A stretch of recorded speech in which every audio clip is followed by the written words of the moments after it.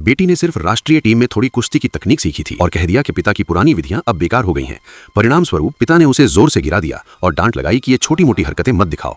पास खड़ी छोटी लड़की की हंसी ने जीना को और भी ज्यादा शर्मिंदा कर दिया। गुस्से में जीना उठ खड़ी हुई और पिता के सामने अपनी कला दिखाने की ठान ली। ये पिता पुत्री की पहली भिड़ंत थी और जीना की स्वाभिमान की लड़ाई भी। वो अपने पिता को साबित करना चाहती थी कि अब वो बड़ी हो गई है और उसे उनकी हरकतों की जरूरत नहीं। शुरुआत में पिता थोड़ा आगे रहे, लेकिन उनकी उम्र 50 पार कर चुकी थी। पेट के चारों ओर जमा चर्बी ये साबित कर रही थी कि वो अब जवान नहीं रहे। उनकी ताकत अब युवा और जबरदस्त जीना के सामने कम पड़ गई। फिर पिता की सांसें तेज होने लगी और उनकी शक्ति धीरे धीरे कम होने लगी, लेकिन जीना हार मानने को तैयार नहीं थी। वर्षों का गुस्सा, पिता की जिद और अत्याचार का बदला इस पल सभी बाहर आ गया। उसने अपने पिता को पुतले की तरह घुमाया और फेंका, सिर्फ ये दिखाने के लिए कि अब पिता उसके नीचे है। भले ही पिता जिद कर हार मानने को तैयार नहीं थे, लेकिन उम्र किसी को नहीं छोड़ती। लेकिन अहंकारी जीना ने सोचा कि उसकी तकनीक इतनी बेहतरीन है कि उसने अंततः पिता को हराया। अगले दिन ही वो जल्दी से राष्ट्रीय टीम में वापस चली गई और पिता से एक शब्द भी अलविदा नहीं कहा। लेकिन पिता दूर से अपनी बेटी को देखते रहे और सोचते रहे कि वो कितना बेबस है कि बेटी को गलत रास्ते पर बढ़ते हुए रोक नहीं पा रहा। जल्द ही विश्व चैंपियनशिप में जीना का घमंड बुरी तरह कुचल गया।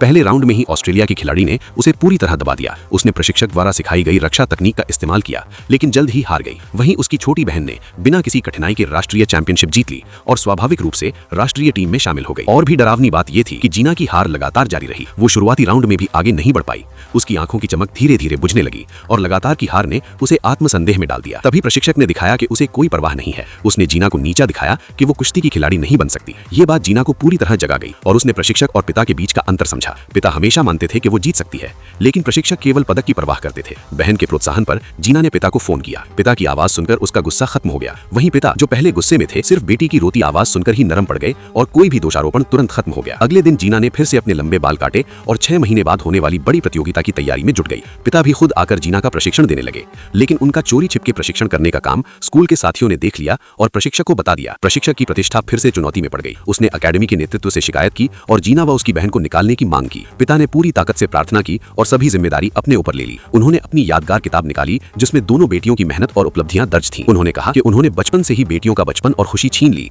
उन्हें पुरुष केंद्रित कुश्ती के लिए मजबूर किया, सिर्फ देश के लिए अंतर्राष्ट्रीय स्वर्ण पदक जीतने के उद्देश्य से। और अब सामने खड़ी ये लड़की उस लक्ष्य को पूरा करने की बड़ी संभावना रखती है। लीडरशिप के फैसले का इंतजार करते हुए पिता ने प्रशिक्षक की गलत प्रशिक्षण पद्धति की आलोचना की। जीना की प्रतिभा आक्रमण में है, आप उसे रक्षा सिखा रहे हैं। ये ऐसे है जैसे शेर हाथी की तरह लड़ना सीखे। प्रशिक्षक को यह सुनकर कोई जवाब नहीं मिला और स्थिति एक समय के लिए ठहर गई। तभी अकेडमी के नेतृत्व ने फैसला लिया कि वे बदलाव करेंगे।